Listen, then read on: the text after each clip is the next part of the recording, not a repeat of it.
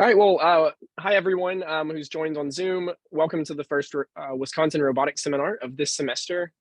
Just for those of you who are new here, this seminar is going to be every month, first Wednesday at 1 p.m. So if you're not already on the mailing list, robotics.wisc.edu/seminar series, you can find the mailing list and make sure you're getting talk announcements.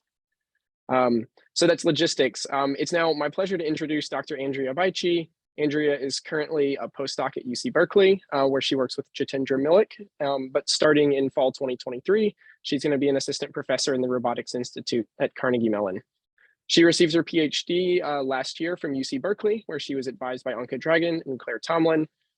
She studies safe human-robot interaction, particularly around learning robots, which kind of just I think working with humans and robots is already challenging enough, and now adding learning to the mix just further complicates things. So her and her work have received several awards, such as the NSF Graduate Research Fellowship, UC Berkeley's Chancellor Fellowship, as well as coverage in major media outlets. So we're very fortunate to have her tell us about the work today. Just one last logistics thing. If you have questions during the talk, I'll be monitoring the chat. So just please drop your questions into the chat or Q&A, and then we'll ask them. We'll either ask them at the end, or I'll try to find a good interruption point and ask them then. So with that, I'm going to hand it over to you, Andrea. Thank you so much for that introduction. Yeah, so today I'm going to be talking a bit about my work on bridging safety and learning in human-robot interaction. So in my research, very broadly, I develop robot algorithms that interact with people. So this includes things like autonomous cars, driving around human-driven cars, quadrotors flying nearby pedestrians, or assistive robots that are helping you out in the home. Now, in all these domains, in order to effectively interact with humans, robots need to learn from and about people. So for example, consider this quadrotor, which is flying nearby my lab mate, Sylvia. However, the quadrotor isn't sure where she is going, and so it's not sure how to move towards its own goal without colliding into her. Now, in scenarios like these, the robot can use a learned human model to predict where she could move by observing her behavior.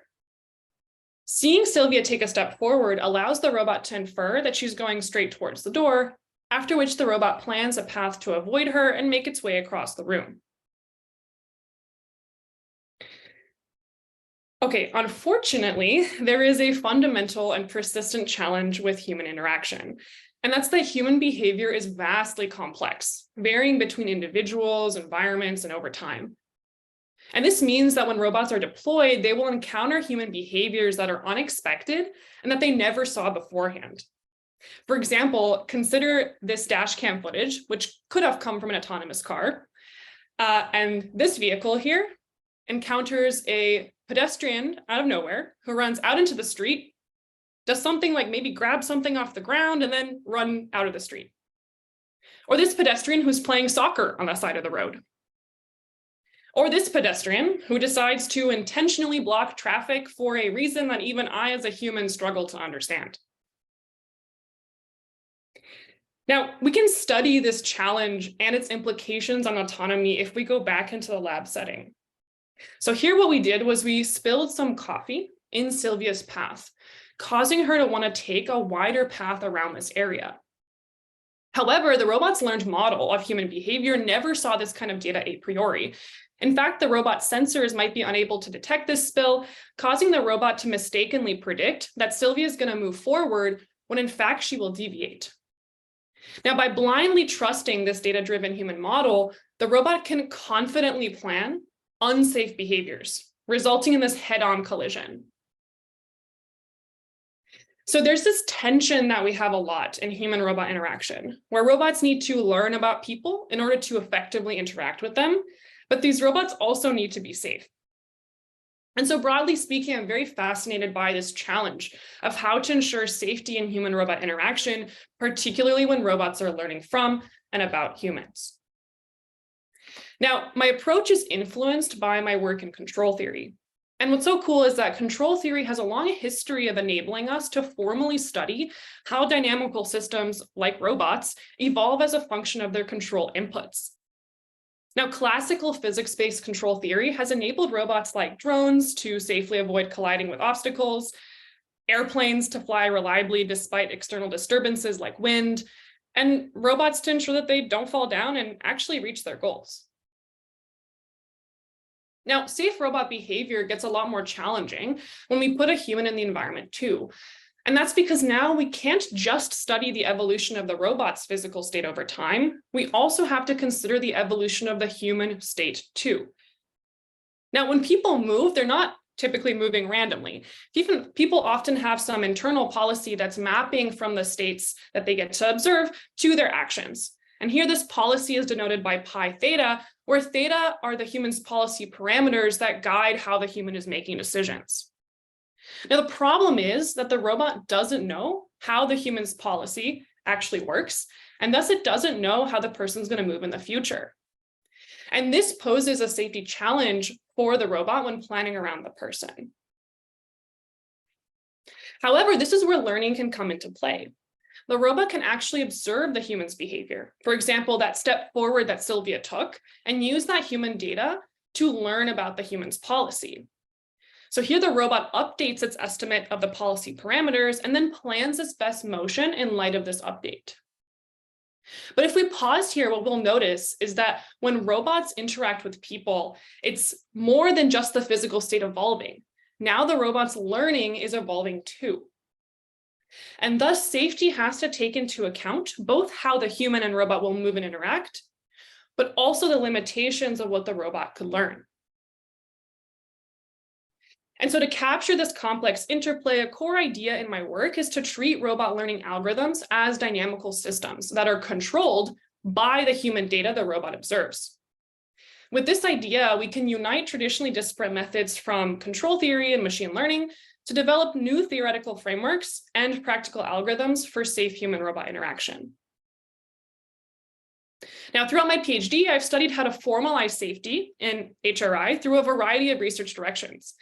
I've developed algorithms that enable robots to learn from human interaction, algorithms for efficiently updating safe sets and safety controllers, and the intersection of safety and robot learning from humans. And it's exactly this intersection that I want to focus on today. So the focus will be on the core of my thesis, which was on ensuring human safety in the robot navigation domain. I'm going to talk about two related projects. First, developing confidence-aware human models for robot planning. And second, how we can formalize safety analysis in online learning from human data. In both of these works, I'm going to touch a bit also on implications and generalizations. All right, so let's begin by taking a closer look at robot planning around people. So for this part of the talk, I'm going to use a running example of a quadrotor that's navigating indoors around a pedestrian. To plan its own behavior, the robot needs first a model of the human and their behavior. Now, one model I've worked a lot with throughout my PhD is this noisily-rational model of human behavior. Now, this model has roots in econometrics and cognitive science, but has also been widely used throughout the robotics and inverse reinforcement learning communities. Under this model, the human chooses their action UH based on their current state, XH, and an additional parameter, theta, which captures the human's intent. A really simple example of this intent could be that the human wants to move towards the door. Now, under this probabilistic model, humans' actions won't always be optimal, but an action will be exponentially more likely the more efficient it is for the human's intent, and that's captured precisely here by the state action value Q. Now, typically these possible intents and even the Q function come from some kind of offline learning. So for example, using a corpus of human motion data, we can learn possible salient aspects of human decision-making. On the left, you see a heat map showing salient locations people walk towards indoors. And on the right, we see maneuvers people often make on the highway. In our running example, our possible intents are going to be the door, the table, and the chairs, denoted here by theta 1, 2, and 3. Now, for example, if we condition the human model on the door, the distribution places exponentially more probability on the human moving forwards than running back. Condition on the table, we see the distribution shift pointing towards the table, and similarly for the chairs. Now, however, since the robot doesn't know which of these specific intents a person has a priori, the robot can maintain uncertainty over these intent parameters, visualized here through a belief distribution. At deployment time, the robot observes how the human actually behaves and infers the human's intent online from these observations, for example, with a simple Bayesian update. Now, the robot ends up predicting with 70% certainty that the human is going towards the door because of the data that the robot has observed. And the human state predictions forward in time indicate the highest likelihood of the human leaving the room. Collision checking against these predictions, the robot plans its own motion to stay away from the human and get towards its own goal. Now, these models prove very useful in practice. Here we're going to see a third person in a top-down view of that quad rotor navigating around Sylvia. And it's using this noisily-rational model to predict where Sylvia is going to move. The predictions are shown here as these distributions emanating from her body, with pink regions showing high probability states, bluer regions lower probability states. Now, as you can see, as Sylvia walks straight towards the door, the robot infers this, the predicted behavior matches what she actually does, and the robot can safely make its way across the room. Okay, unfortunately, as we saw earlier, robots won't always encounter people that behave exactly according to their models. So let's take a closer look at our coffee spill scenario. Now, this coffee spill is what leads Sylvia to deviate from the straight line path towards the door. Now, because the robot doesn't know about this aspect of her intent, the human model fails to predict this behavior, resulting in that collision between Sylvia and the robot we saw earlier. Now, what really went wrong here? Well, we know that the robot had this prior over intents that it knew about. It knew about the table, the chair, the door that we extracted from our corpus of human motion data. After observing the human move away from the coffee spill, the robot did try to update its belief over these intents. But the problem was that the robot cannot correctly update its belief because none of the modeled intents actually explain the human's true behavior. And this is because the model is fundamentally misspecified and missing the hypothesis that the human is avoiding the coffee spill. In other words, no matter how the learning algorithm evolves, it can never explain the human data well. So what can we do to mitigate this? Well, if we revisit our human model, we can see that it assumes people behave approximately rationally. That is, they're taking actions to approximately optimize their objectives encoded inside of theta. In fact, there is a built-in scalar parameter, beta, which governs how optimally the human is expected to behave under the modeled intent. Now, typically, this parameter is fixed a priori and equal to 1. Now, this rationality assumption induces this peaky distribution over human actions conditioned on these possible intents. But if the person moves around the coffee spill, which the robot does not know about, then the human actually appears irrational under the robot's modeled intents. And so here we have this idea that if the human's actions appear irrational under the model, then this is actually an indication that the robot has a misspecified model of the human. And so my key idea was, instead of a priori fixing a value of human rationality, let's instead explicitly treat rationality as an unobserved, time-varying parameter of the human model, and have the robot estimate this human rationality online. By estimating the human rationality online, this beta parameter can be reinterpreted as a principled measure of model confidence, or the degree to which the human model is explaining the human's current behavior. So concretely, the robot is going to maintain this joint distribution, this joint belief, over possible values of beta and possible theta. Now, for now, just to make our lives easy, I'm just going to show you this belief only over beta, where you see possible beta values that are low, all the way up to possible beta values that are high. So low confidence, high confidence. Now, after observing the human take a step forward, the robot's going to update its belief. Now, how does this belief update work? Well, allowing beta to vary induces a spectrum of human models. The lowest value of beta, which is equal to 0, corresponds to a uniform distribution over all human actions, all the way up to a super, super high value of beta, which essentially places all probability mass on the optimal action for a given intent. Now, the belief update compares how likely this observed data is under each of these models. Now, in this case, you see that observed data projected onto this distribution, and we see that actually the high confidence model best explains this data because it places the most probability mass on it. As a result, we see how the belief distribution shifts to place more probability mass on high values of beta. When the robot predicts the human's behavior, this automatically has the robot relying more on that data-driven structure of the human model because the robot is confident in its predictive performance. Now, what happens when the human runs away from the unmodeled coffee spill? The robot performs the belief update again. However, this time, when the robot compares the likelihood of this new data to each of these possible beta models, the robot actually discovers that beta equals 0 model, which places a uniform distribution over human actions, best predicts this data. And the robot's Bayesian inference then automatically infers low model confidence. What's really exciting here is that as the robot's model confidence drops, the predictive model relies less and less on the modeled structure in those intense theta, and it predicts more and more irrational human behaviors as likely. Hi, Andrea. Yeah, Can I jump in real quick? Mm-hmm.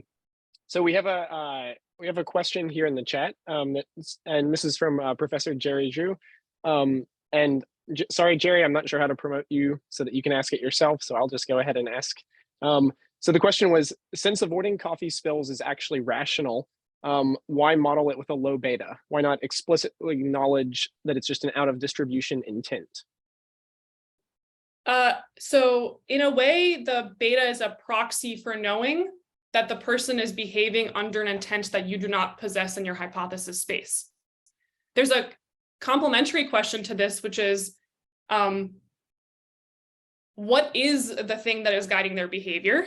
Can I expand my model set so that I don't have to be predicting these like big noisy distributions, worrying about anything they could possibly do, and instead know that, oh, they're going around the coffee spill, so I actually can better predict their future behavior.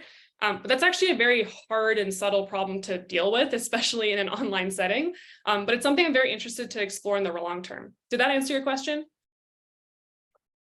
Well, yeah, I think that's a very interesting answer.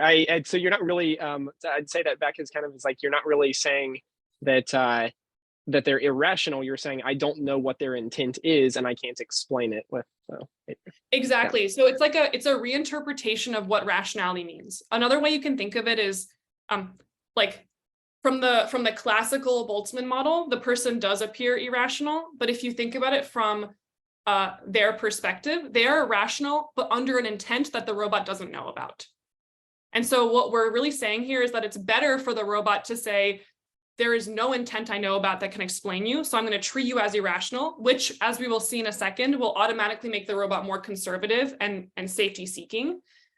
Then for the robot to maybe make up some other kind of behavior or not really introspect about this component of its model. Okay, so Jerry has a follow-up question, and Mike has made me co-host, so I'm going to just allow him to follow up. There. All right, Jerry, you should be able to unmute and talk now. Hello, can people hear me? Yes. All right, Andrea, thanks for the answer. I completely acknowledge what you said, and yes, we can use beta for that purpose.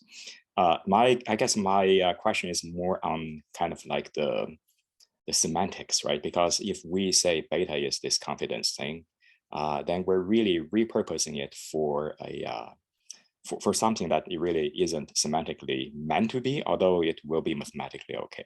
So to be concrete, like here's a proposal, and I wonder how you think of it. Like, we could add a fourth intent, and this fourth intent corresponds to a uniform distribution over all directions. And so it originally would have pretty low posterior, but once we see human moving away from the other three, it seems like this fourth intent would, in contrast, having higher posterior, and so it's kind of automatically promoted. So what do you think of such solutions?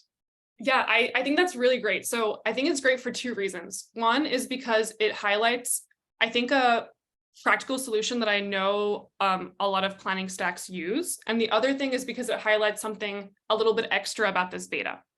So let me first go to the first part of my comment. So one thing that I know is very popular, for example, in autonomous driving, is they'll always maintain this extra hypothesis about the world, which, models this scenario where the robot has to take some kind of safety maneuver. And that's always running in the background. It's always this like extra contingency plan that the robot is generating, so that in the event that something crazy happens, you back up and you say, you know what, I don't understand the world, I gotta exit the highway or whatever. And that's essentially what you're proposing, which I think is like totally a legitimate way to think about this problem. It's nice because it only increases the dimensionality by one of your hypothesis space.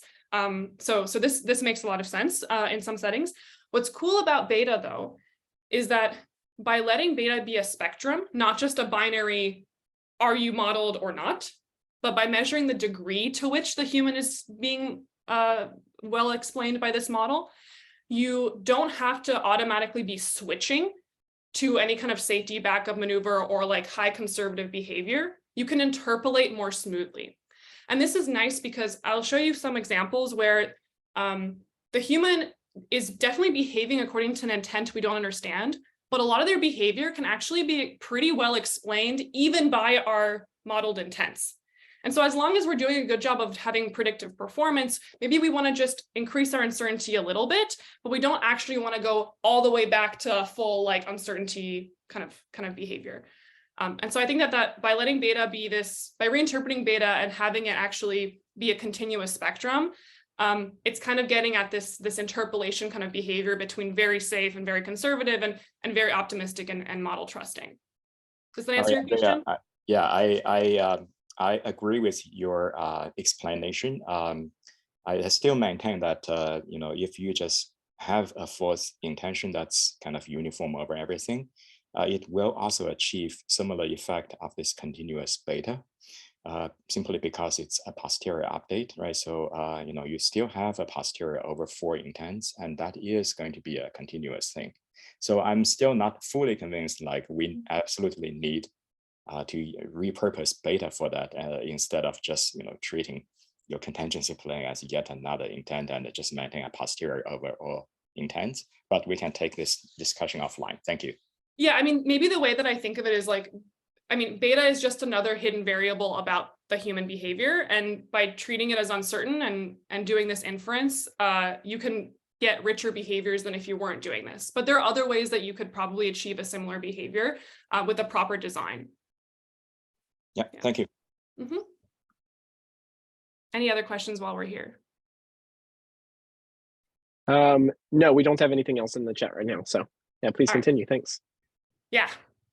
All right. So one thing that's kind of interesting is that in the limit, when the robot loses all of its confidence, the predictions end up accounting for all possible human behavior with equal probability. And if we bring insights from control theory, we can actually see that these predictions are automatically converging to the human's forward reachable set, or the set of all states the human could possibly reach via their dynamics and regardless of their intent. Now, using the forward reachable set, the robot safeguards against all possible, including worst case human behaviors.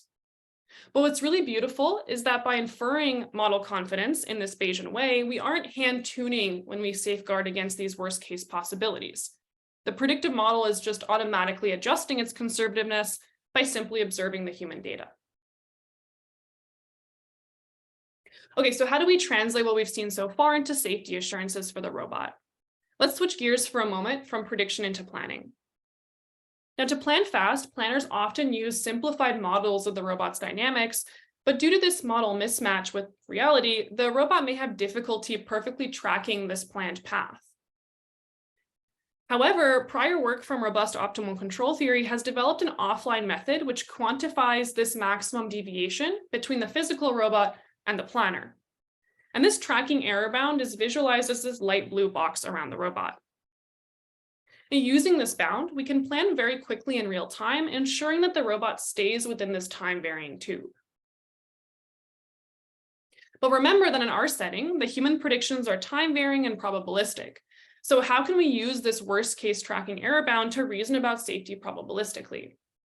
Well, when the robot considers a future state at time tau, it can use the probability distribution of the human state at that corresponding time, project its tracking error bound onto the human state, and integrate the total probability of the human intersecting with this bound. And this is equal to the probability of the robot colliding with the human at that time step. Now the robot can reject planned states that are exceedingly likely to collide with the human. So let's see what our confidence-aware predictions and plans look like in hardware with a running example of the coffee spill. Pay attention to the predictions visualized in the video on the right. While Sylvia moves straight, the predictions are confident, but as she deviates by stepping around, the model confidence drops and the predictions blow up. When she returns to walking directly towards the goal, the model confidence is increased and the distribution tightens. But most importantly, the robot uses these to plan a safe path around her. Let's take a look at another scenario. Here, the two red dots indicate modeled intents in the room, like the table or the chairs. And the dashed circle is a third unmodeled intent. Like maybe you forgot your keys and you're going back, but the robot doesn't know about keys. So first, let's see what happens when we always trust our predictive model and use a fixed confidence predictor. As long as the person is walking towards one of these red dots, the modeled intents, the predictions effectively capture their behavior.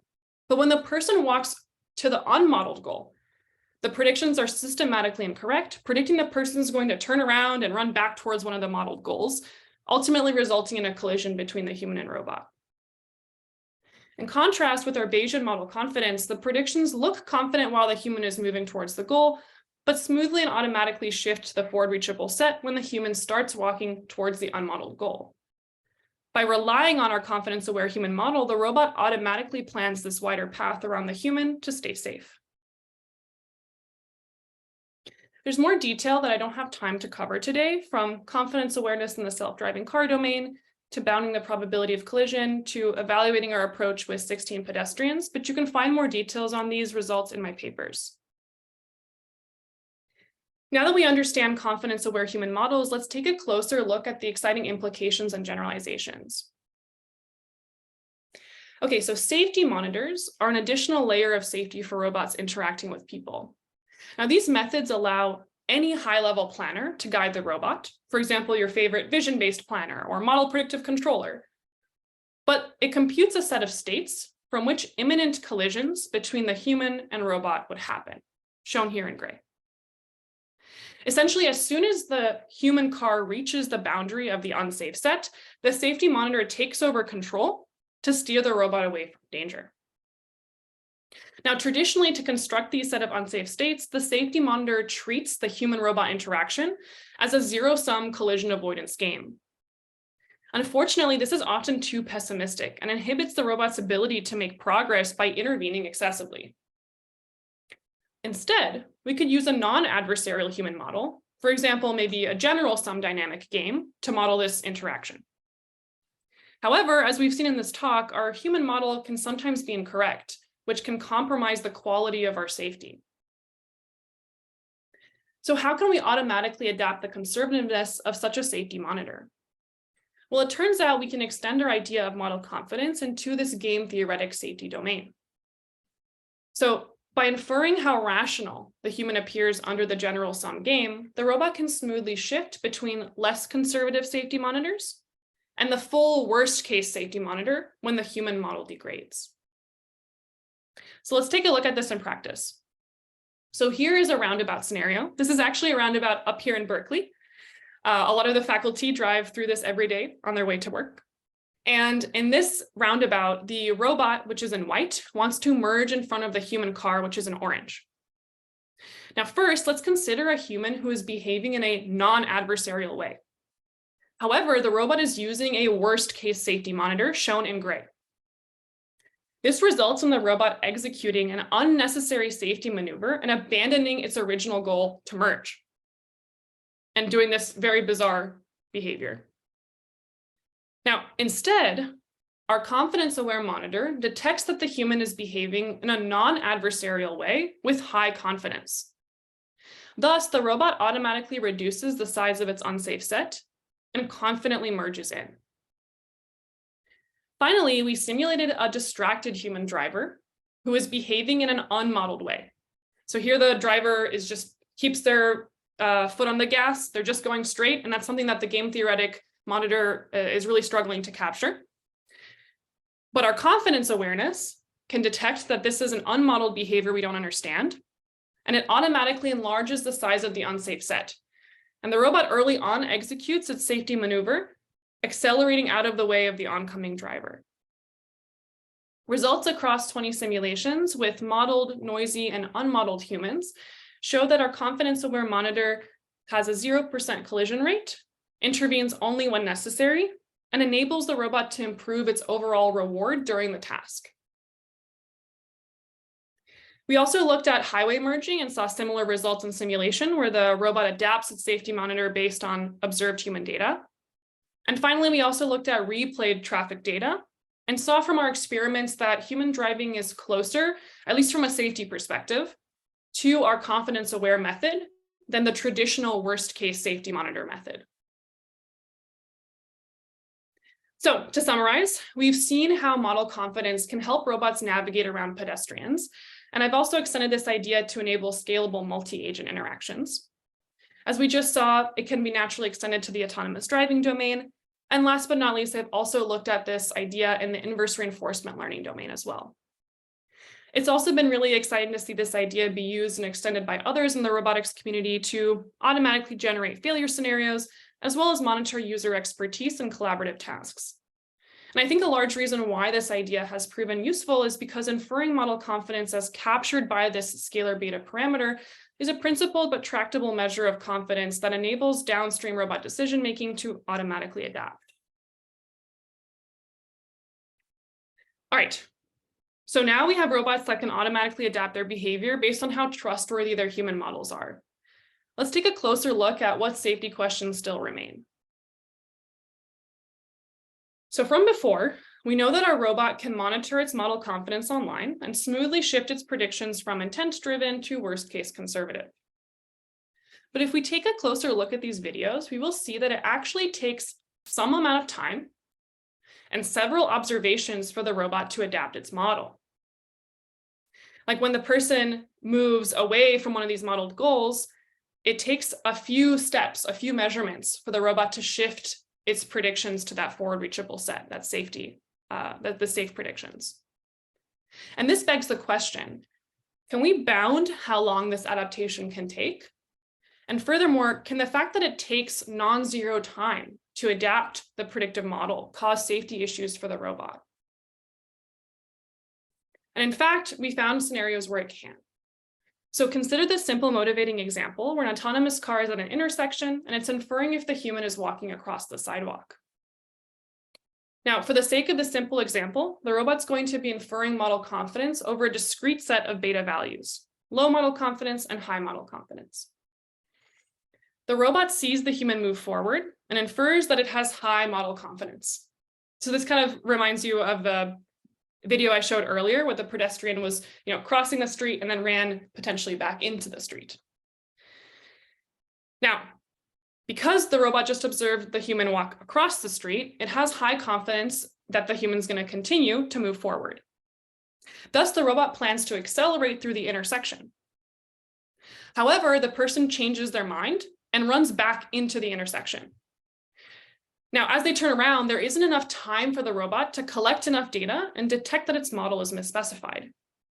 And since the robot already committed to unsafely accelerating, and because it has inertia and can't stop instantaneously, the robot ends up colliding with the human.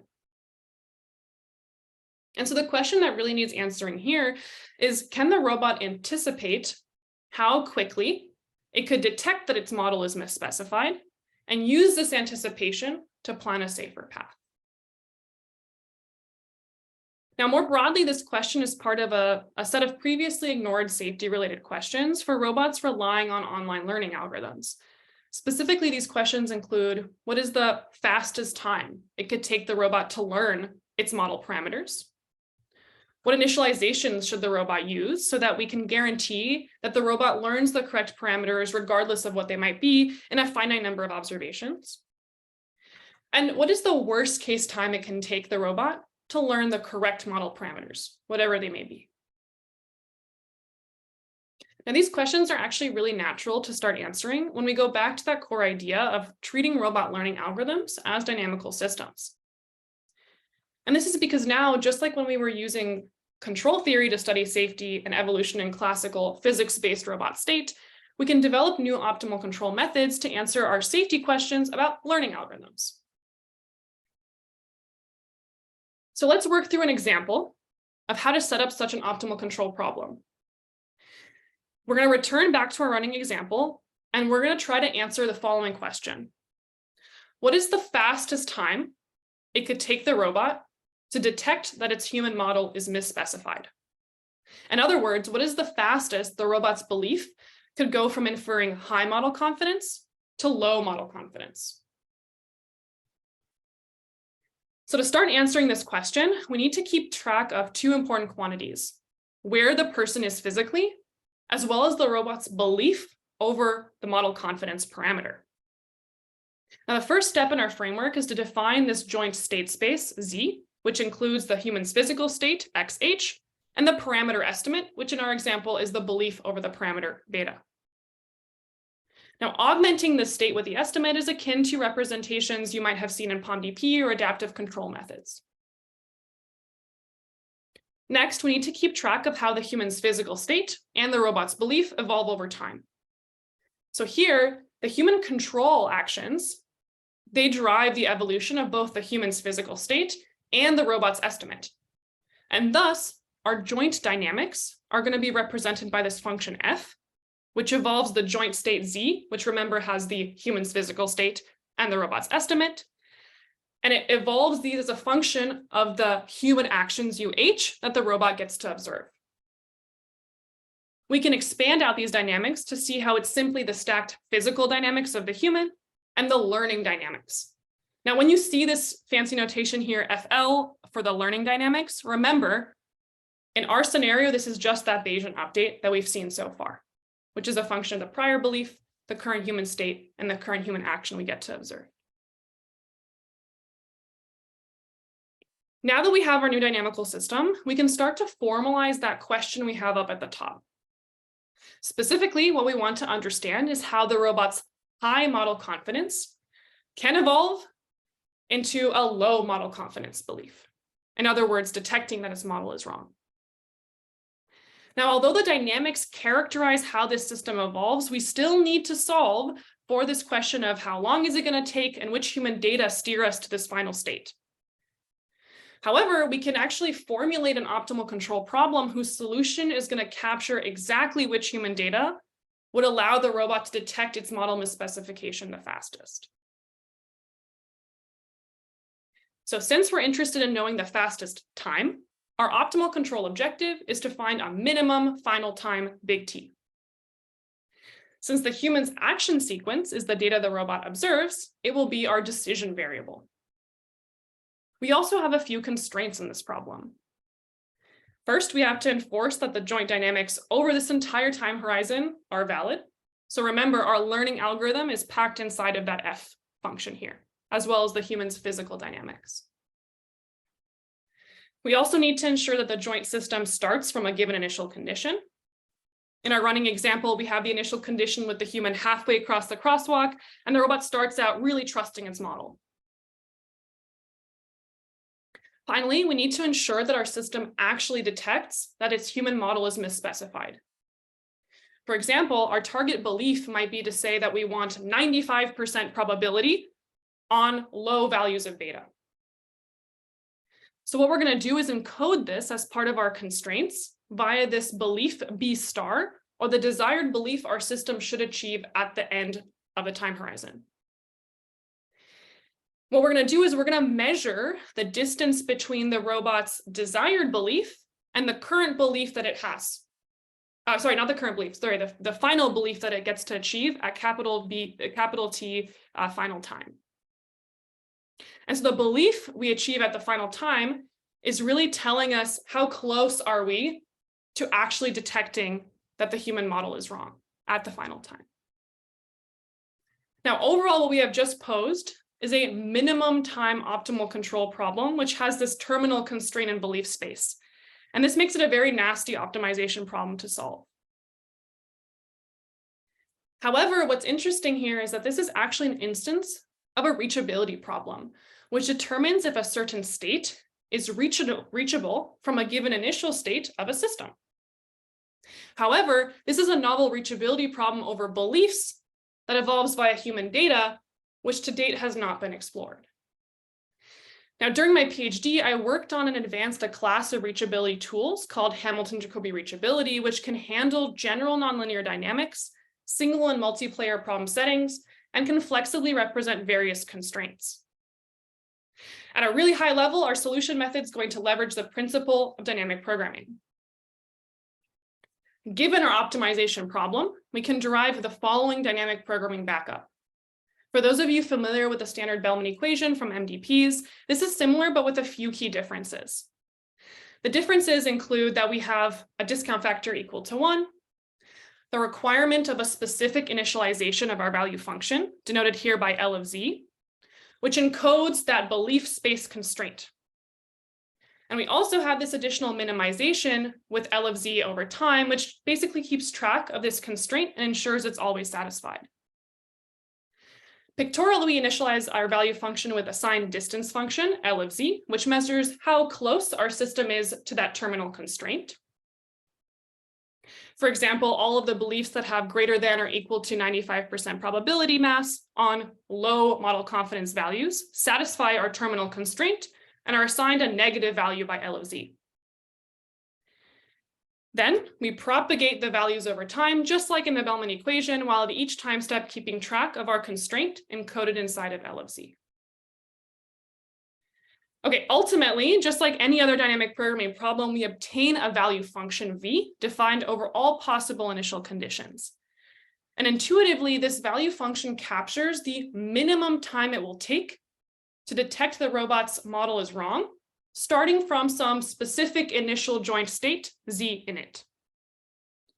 So what we can do is we can plug in our specific initial condition in this example of the human halfway across the street and the robot having high model confidence, and extract t fast, which is that fastest time to detect model misspecification. Okay, I know that was a lot, but if we're going back to our motivating question, we just saw how the robot can anticipate how quickly it could detect that its model is wrong. But let's actually see how it can leverage this anticipation to plan a safe but efficient path. So recall our intersection example. If the robot was only betting on the fact that the human will cross, then it would plan this sharp acceleration path for the next 4 seconds. Alternatively, if the robot was only conservative and it didn't trust its model, it would plan to wait at the intersection for 4 seconds. Only doing the blue plan is overly conservative, and committing to the red plan before the robot has certainty in this event can cause safety violations. So instead, one way the robot can handle this in a safe but efficient way is to generate something called a contingency plan. The premise of contingency planning is that the robot only has to be conservative for a short period of time by anticipating when it will have certainty in the future. In our scenario, before the robot has certainty, it plans an initial conservative path that safeguards against all possible human behaviors, that forward reachable set. At a future time TB, the robot anticipates it will be certain about its model, and it creates one contingency plan per each possible outcome. The red trajectory in the event that the human continues across the street, and the blue trajectory in the event that the human does something crazy. However, the overall safety of this plan really hinges on an appropriate choice of this time TB, this branching time. If TB is chosen to be too short, the robot will still be uncertain and unable to safely commit to a contingency plan. But if you make TB very high, then the robot will still be conservative, and we really risk having the robot just sit at the intersection. So how can the robot choose a principled TB that balances safety and efficiency? Well, the optimal control problem we just posed automatically gave us a principled answer to this problem. The robot anticipated when it will lose model confidence in the future, and it can choose this branching time in a principled fashion for its planner. If we take a look at this simulation, the same portions of the plan are visualized here, with white being the safe initial plan, blue being the plan in the case the human is unmodeled, and red in the case the human continues across the intersection. Here, the branching time is set to be 0.45 seconds, which comes out of our analysis that we ran with our optimal control problem. When the person changes their mind and moves back across the intersection in an unexpected way, the robot only slowly inches forward and doesn't slam on the gas, preserving safety with the human. In the alternative scenario, where the person continues to behave in a modeled way, the robot can still confidently rely on its contingency plan to first inch forward slowly and then accelerate through the intersection. And the ability to make a safe and efficient decision in a tricky scenario like this really comes down to the robot anticipating how its model can change online and actively accounting for this during planning. Now, we just saw how this novel belief space reachability framework can facilitate safety analysis when robots are learning online from human data. But let's talk a little bit about what this implies and how we can generalize. So earlier, I outlined the space of possible new safety questions. And in fact, we just solved one of these together. We computed the fastest time to lose model confidence and used that analysis to make safer robot plans. However, we can actually use the same exact formulation, Hamilton-Jacobi reachability, to answer these other questions like how should we initialize our learning algorithms and what is the slowest time we could possibly learn. In particular, the beauty of this reachability framework I proposed earlier is that it's agnostic to the dynamics of the robot's learning, enables a range of belief space constraints to be encoded within the same formulation, and it can be applied to a variety of human-robot interaction settings. For example, we can gain insights on environments that are really challenging for intent inference. We can design safe but efficient motion planners via the worst case time to learn. We can automatically generate informative and deceptive human data. And we can determine effective initializations for gradient-based learning.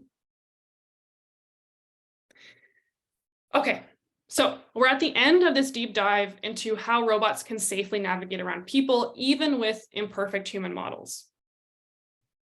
I want to go back to the overview of my work and take a moment to step back and look at what interaction looks like beyond navigation.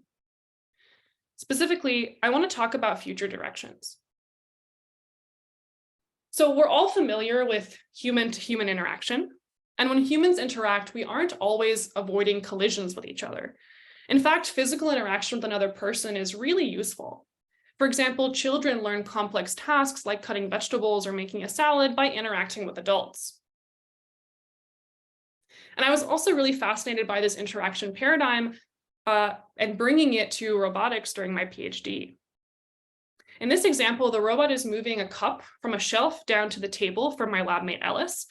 And the robot has a preconceived notion of how to do the task where it keeps its end effector high above the table. However, much like the adults supervising the children, Ellis actually wants the robot to keep the cup close to the table during the task. Now, in this work, I developed robot learning algorithms, which enable Ellis to physically correct the robot during its task execution. And from this physical interaction, the robot automatically learns to keep the cup closer to the table during all times that it performs this task. Okay, but so far our notion of safety was a traditional one that said avoid physical collisions. But here we are actually having the human physically come into contact with a robot, and it was useful and desirable. And so close human-robot collaboration really demands more than just collision avoidance definitions of safety.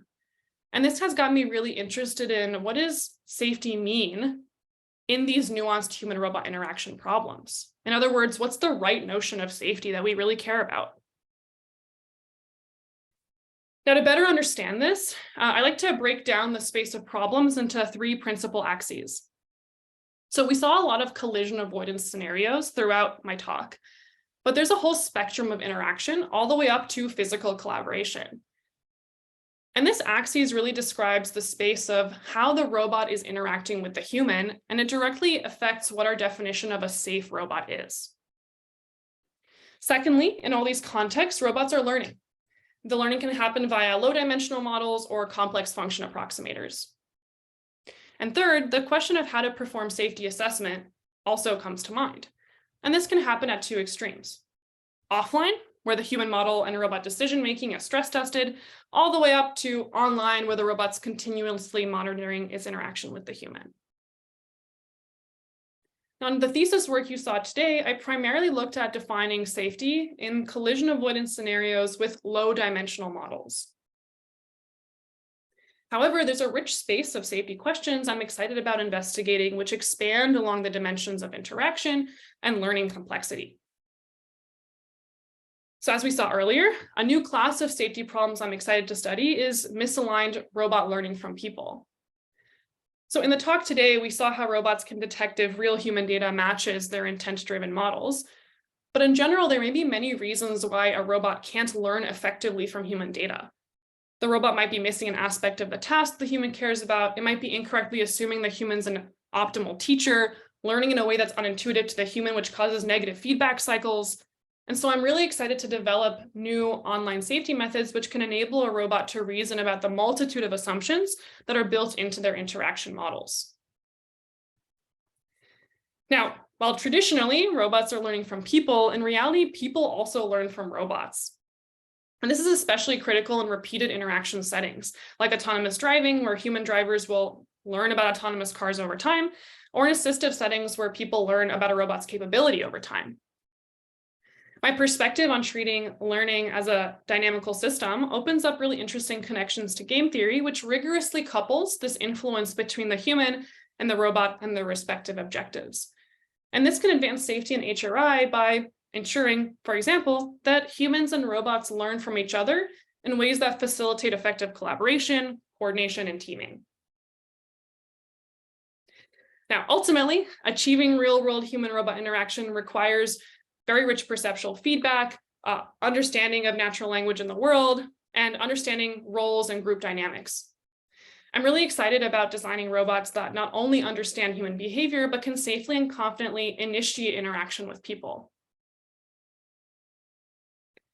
Now, to me, all these exciting directions on safe interaction are enabled by formally treating the human, the robot, and the learning algorithms as a joint dynamical system that's driven by human data. And with this perspective, we can rigorously study the interplay between our human models and robot decisions, analyze our data-driven models, and advance robot decision-making around, with, and for people. With that, I'd like to thank all my wonderful collaborators, and I'm really excited to hear more of your questions. Thank you.